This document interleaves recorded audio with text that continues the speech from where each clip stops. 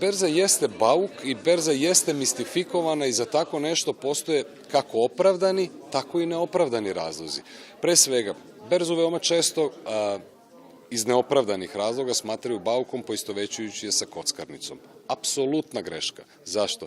Zato kao što ste vidjeli danas iz prezentacije vlasnika i direktora kompanije koja izlazi na berzu. Ovde se govori o konkretnoj aktivnosti, o konkretnoj industriji, o konkretnom potencijalu biznisa u kome se ta kompanija nalazi. To nema veze sa kockarnicom. U kockarnicu kad god odete, bez obzira koji je dan u nedelji, koje je doba dana ili godišnje doba, tamo igra statistika i verovatnoća da izgubite ili dobijete podjednaka, bez obzira šta uradili. To je jedna stvar. S druge strane, efekti svetske ekonomske krize koji su Srbiju zapljusnuli 2008. godine, zapravo zatekli su je u stanju do tog trenutka neposvećene pažnje razvoju tog tržišta kapitala. To drugim rečima znači da privatizacije u celom procesu iza nas, u procesu privatizacije nisu rađene kroz tržište kapitala i nisu rađene kroz berzu. Prateća industrija, investicioni fondovi osvanuli su i počeli da žive u našoj zemlji tek 2007. godine.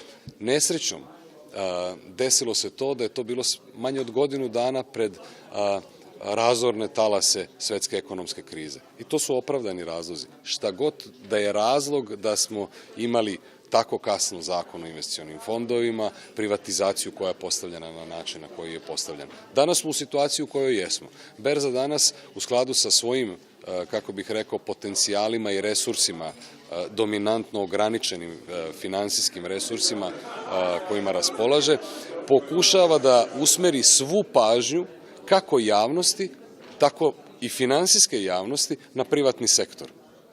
Izlazeći pred finansijski sektor i privatni sektor u realnoj ekonomiji sa konceptom koji je u Srbiji relativno potpuno nov, za razliku od čak i najbližih suseda, uzmimo Mađarsku, gde je to, kako bih rekao, o Poljskoj da ne govorimo, gde je to postao sastavni deo poslovnog promišljanja vlasnika inovativnih, proaktivnih privatnih kompanija.